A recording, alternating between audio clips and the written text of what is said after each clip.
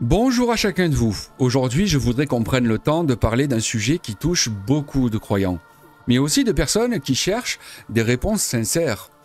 Qui est vraiment Lucifer? Est-ce Satan? Et surtout, pourquoi Dieu ne détruit-il pas ces anges déchus qui nous tourmentent? Je sais que beaucoup se posent ces questions. Certains sont troublés, d'autres doutent de la bonté de Dieu. Alors je vous invite à ouvrir votre cœur et à écouter jusqu'au bout. Je vous donnerai des versets de ma Bible de Jérusalem pour vous expliquer. Puisqu'on parle de la Bible, on va voir qui est Lucifer. On entend souvent dire Lucifer c'est un ange de lumière et Satan c'est un démon complètement à part. C'est une confusion très répandue. Dans la Bible, le mot Lucifer signifie porteur de lumière. Il n'apparaît qu'une seule fois dans la Bible, dans Ésaïe, chapitre 14, verset 12. « Comment es-tu tombé du ciel, étoile du matin, fils de l'aurore? As-tu été jeté à terre, vainqueur des nations ?» À l'origine, ce texte parle du roi de Babylone, mais les premiers chrétiens ont compris que cette image allait bien plus loin. En fait, elle symbolise l'orgueil de l'ange qui a voulu prendre la place de Dieu. Dans le texte hébreu original, le mot utilisé est Hellel ben Shakar, qui signifie astre brillant, fils de l'aurore. Ce passage d'Ésaïe parle d'un roi humain, le roi de Babylone, mais avec un langage poétique et symbolique. Les pères de l'Église, notamment Saint Jérôme, en traduisant ce passage en latin, ont choisi le mot Lucifer, qui veut dire porteur de lumière, pour traduire Hellel. Au fil du temps, l'Église a interprété ce texte comme une double lecture, c'est-à-dire une dénonciation du roi de Babylone et une image symbolique de la chute d'un ange orgueilleux devenu Satan. Puis, au fil des siècles, Lucifer est devenu le nom qu'on donne à l'ange qui est tombé et qui est devenu Satan. Retenez cette phrase, Lucifer est le nom avant la chute, Satan est le nom après la révolte. Ça, c'est simple et clair. Quoi dire de Satan dans les Écritures?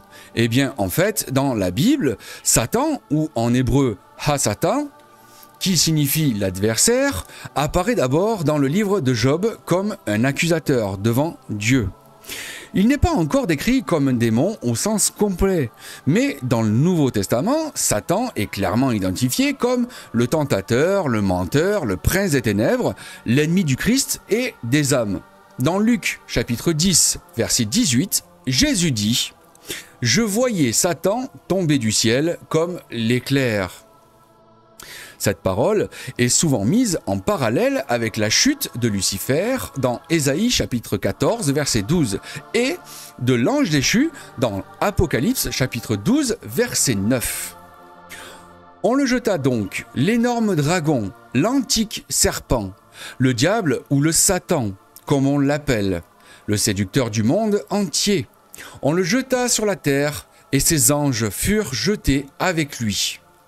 Donc, oui, Lucifer et Satan désignent la même réalité spirituelle dans la tradition chrétienne, dans le fait d'avoir été un être créé bon, un ange, mais qui, par orgueil, a chuté et est devenu l'ennemi de Dieu et des hommes. Il est aujourd'hui appelé Satan, le diable, le tentateur, etc.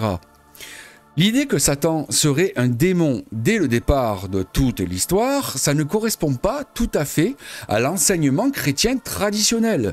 Même les démons, dans la compréhension biblique, sont des anges déchus et donc créés bons à l'origine. La question la plus posée, et c'est probablement la question la plus douloureuse, nous sommes nombreux à la poser. Si Dieu est tout-puissant, pourquoi il laisse faire Lucifer? Pourquoi il laisse Satan continuer à tenter le monde? Pour répondre à cette question, je vais vous donner 3 clés faciles à retenir, comme des balises pour votre foi. La première de ces clés se base sur la liberté que Dieu a donnée. Dieu a créé les anges libres. Il n'a pas créé des robots et non plus des marionnettes. Quand Dieu a créé les anges, il leur a donné la liberté comme à nous. Cette liberté implique la possibilité de choisir le bien ou de s'opposer à lui. Il faut comprendre que Lucifer et les autres anges déchus ont fait un choix définitif, sans retour, de se rebeller contre Dieu. Leur chute est irréversible, non pas parce que Dieu est impuissant, mais parce que leur liberté est prise au sérieux jusqu'au bout. Et Dieu ne supprime pas leur existence, car il ne renie pas ce qu'il a créé. Il peut limiter leur action, et il le fait, mais il n'annule pas leur être. Ça rejoint cette parole de saint Thomas d'Aquin qui disait que Dieu, qui est souverainement bon, permet le mal afin d'en tirer un bien plus grand. Un exemple concret que je pourrais vous donner serait celui-ci. Imaginez un parent qui donne à son enfant le droit de choisir son chemin. Même si l'enfant part, même s'il fait le mal, le parent ne le supprime pas. La liberté est un risque, mais c'est aussi ce qui rend l'amour possible. La liberté de choisir est le plus grand cadeau que Dieu nous ait fait, même s'il est à double tranchant. Et c'est aussi la plus grande preuve d'amour. Il faut se rappeler que le véritable amour ne se base pas sur la contrainte, sur ce qu'on impose à l'autre. Que serait le véritable amour de Dieu s'il avait basé la création du monde sur la contrainte et contraint l'humanité ou les anges à le servir sans avoir le droit à cette liberté? La seconde de ces clés se base sur le fait que Dieu ne fait pas les choses pour n'importe quelle raison, ni n'importe comment. En effet, c'est un des mystères de la providence qui reste complexe à comprendre pour beaucoup. Dieu permet l'existence de Satan non pas parce qu'il approuve le mal, mais parce qu'il sait en tirer du bien. En fait, en permettant que nous soyons tentés, Dieu nous offre la possibilité de grandir en vertu et en amour. Et puis, la lutte contre le mal révèle la sainteté de Dieu et l'héroïsme des saints, mais aussi la victoire finale du Christ sur Satan manifeste la puissance infinie de la croix et de la résurrection. Autrement dit, si Dieu détruisait immédiatement Satan, il n'y aurait ni combat spirituel, ni victoire de la grâce, ni témoignage de la fidélité humaine envers Dieu et le royaume. Voilà une phrase de saint Augustin qui disait « Dieu n'aurait jamais permis le mal s'il n'était assez puissant et bon pour en faire sortir un bien. » En fait, grâce à l'existence de Satan, l'humanité découvre sa faiblesse et son besoin de sauveur. Et donc, grâce aux tentations, les saints grandissent. Ils deviennent des témoins lumineux. Regardez la croix. Satan croyait avoir gagné. Il avait crucifié le Fils de Dieu. Mais c'est justement la croix qui nous sauve. Jésus, en étant crucifié sur la croix, a vaincu la mort, a sauvé les pécheurs du monde et surtout, il a scellé le sort de Satan, le rendant perdant jusqu'à la fin. Retenez cette phrase. Le diable est un instrument qu'il croit diriger, mais c'est Dieu qui écrit l'histoire. Ce qui veut dire clairement que Satan se croit libre, fort et sans limite, alors que Dieu lui met des limites et le lui impose. La troisième clé se base sur la finalité, sur ce qu'il va être accompli avec certitude. Dans la Bible, Satan sait qu'il est déjà vaincu, mais pas encore anéanti. Que nous dit l'Apocalypse, chapitre 20, verset 10 ? Alors, le diable, leur séducteur, fut jeté dans l'étang de feu et de soufre, y rejoignant la bête et le faux prophète, et leur supplice durera jour et nuit, pour les siècles des siècles. La destruction finale viendra au jugement dernier. Il faut se souvenir que Dieu n'agit pas dans la précipitation, il révèle progressivement sa justice et sa gloire.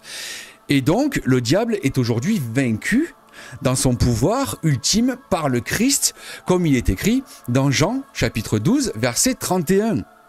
C'est maintenant le jugement de ce monde. Maintenant, le prince de ce monde va être jeté dehors. Mais il lui a été permis de continuer à nuire tant que dure le temps de l'histoire. Dieu ne ferme pas le chapitre tout de suite. Il a prévu un temps où la justice sera manifestée.